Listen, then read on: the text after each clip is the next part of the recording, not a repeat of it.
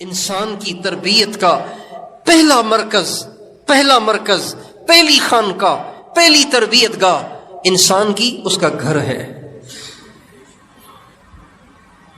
سب سے زیادہ انسان کی زندگی پہ اثر انداز اس کے گھر کا ماحول ہے۔ ہم دیکھتے ہیں ہمارے بہت سے نوجوان تبلیغ میں جاتے ہیں، 4 مہینے لگا کے آتے ہیں، جب ان کو اسٹیشن سے لاتے ہیں نا تو ان کے سر پہ پگڑی ہوتی ہے، اسٹیشن سے لاتے ہیں سر پہ پگڑی ہوتی ہے، جہاں بیٹھتے ہیں دین کی بات شروع کر دیتے ہیں، سفید کپڑے ہوتے ہیں اور ٹخنے ان کے ننگے ہوتے ہیں اور گردن ان کی جھکی ہوتی ہے، نماز میں وہ جھک کے کھڑے ہوتے ہیں، لیکن چند ہی دنوں میں پہلے پگڑی اترتی ہے، پھر ان کی ٹوپی اترتی ہے، آہستہ آہستہ تکبیر اولیٰ میں وہ غائب نظر آتے ہیں، پھر فجر میں غائب ہو جاتے ہیں، آہستہ آہستہ گشت چھوڑ دیتے ہیں، تعلیم چھوڑ دیتے ہیں، پھر داڑھی چھوٹی ہونا شروع ہو جاتی ہے، کینچی لگنا شروع ہو جاتی ہے، ہوتے ہوتے ایسے ہو جاتے ہیں جیسے کبھی یہ تبلیغ میں گئے ہی نہیں تھے۔ بھئی یہ ہو رہا ہے کہ نہیں ہو رہا؟ آپ سب سے پوچھ رہا ہوں، ہو رہا ہے کہ نہیں ہو رہا؟ کیوں ہو رہا ہے؟ کیوں ہو رہا ہے بھائی؟ کیوں ہو رہا ہے؟ یہ اس لیے ہو رہا ہے، یہ اس لیے ہو رہا ہے، یہ اس لیے ہو رہا ہے کہ آپ نے اس کو وہاں تو بھیجا سدھرنے کے لیے، وہاں تو بھیجا نیک بننے کے لیے، لیکن واپس تو اس نے گھر ہی آنا ہے نا، اور گھر کا ماحول بے دینی والا، گھر میں ٹی وی چل رہا ہے، کیبل چل رہا ہے، فلمیں چل رہی ہیں، گھر کے ہر فرد کے پاس بڑا موبائل ہے، بیٹیاں بھی فلمیں دیکھ رہی ہیں، ماں بھی فلم دیکھ رہی ہے، چھوٹے چھوٹے بھائی پب جی کھیل رہے ہیں، ٹک ٹاک کھیل رہے ہیں، تو بتائیے یہ بیچارہ 4 مہینے والا تھوڑا سا ایمان لے کے جو آیا تھا، اتنی آندھیوں میں اپنی اس چھوٹی سی شمع کو کیسے بچائے گا؟ ایک چھوٹی سی شمع تو پھونک سے بجھ جاتی ہے، تو وہ آندھی کے تھپیڑوں سے کیسے باقی رہے گی؟ اس لیے میں یہ عرض کرنے جا رہا ہوں کہ سب سے پہلے انسان کی زندگی پر اثر انداز اس کے گھر کا ماحول ہے۔ حضرت پیران پیر، قطب ربانی، محبوب سبحانی، شیخ عبد القادر جیلانی رحمۃ اللہ علیہ، یہ ولیوں کے بادشاہ ہیں، ولیوں کے سردار ہیں، ولیوں کے امام ہیں، ہر زمانے کے ولیوں نے ان کو اپنا بڑا تسلیم کیا ہے۔ ہمارے ہاں سندھی میں ان کو کہتے ہیں بادشاہ پیر، بادشاہ پیر، بادشاہ پیر، یعنی ولیوں کے بادشاہ، پیروں کے بادشاہ، اور وہ واقعی ایسے ہی تھے۔ تو یہ جو بادشاہ پیر بنے نا، بادشاہ پیر بنے، تو ان کے بادشاہ پیر بننے کی جو ابتدا ہوئی وہ گھر سے ہوئی، کسی خانقاہ سے نہیں، گھر سے ہوئی۔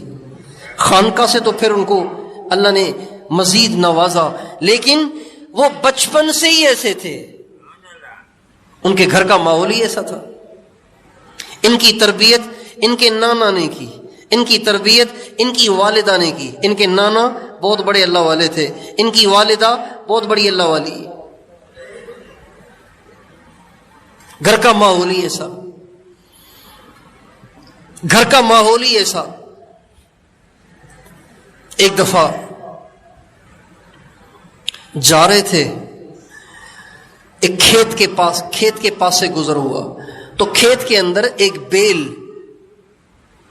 ہل چلا رہا تھا، تو یہ پاس سے گزرے تو وہ بیل ان کی طرف مڑ کے دیکھنے لگا، بیل ڈھکو ان کی طرف مڑ کے دیکھنے لگا، اور بیل نے کہا عبد القادر ما لہذا خلقت وما بہذا امرت، عبد القادر تو اس لیے پیدا نہیں ہوا، جس کام میں تو اپنی زندگی لگا رہا ہے تو اس کے لیے پیدا نہیں ہوا، اور جس کام میں تو اپنی زندگی کھپا رہا ہے تجھے اللہ نے اس کا حکم نہیں کیا۔ حیران رہ گئے، ارے بیل بات کر رہا ہے، بیل۔ تو فوراً گھر واپس آئے، امی کو اپنا سارا واقعہ سنایا، والدہ کو واقعہ سنایا۔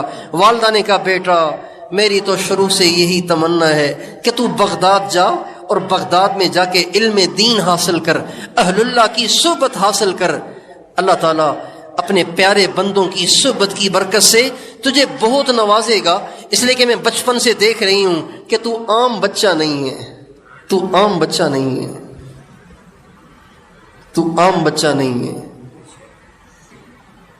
تو حضرت فرماتے ہیں میری والدہ نے مجھے رخصت کیا اور کہا عبد القادر میں تجھے اللہ کے نام پہ وقف کر رہی ہوں، دوبارہ گھر کی طرف مڑ کے نہ آنا، دوبارہ گھر کی طرف مڑ کے نہ آنا۔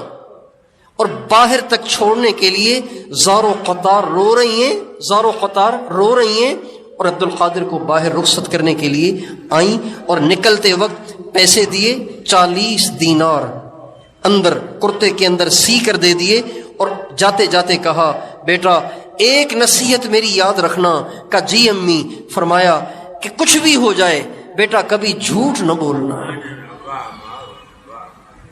عبد القادر کبھی جھوٹ نہ بولنا۔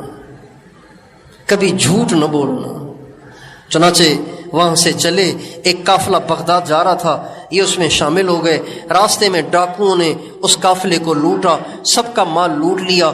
ان ڈاکوؤں میں سے ایک ڈاکو ان کے پاس سے گزرا، چھوٹے بچے کے پاس سے گزرا۔ کہاں لڑکے تیرے پاس بھی کچھ ہے؟ کہا جی۔ کہا کیا ہے؟ کہا 40 دینار۔ کہا کہاں ہے؟ کہا اندر۔ کہا کہاں ہے؟ کہا سلے ہوئے۔ ارے ساری بات کھل کھل کے بتا رہا ہے، واضح واضح بول رہا ہے۔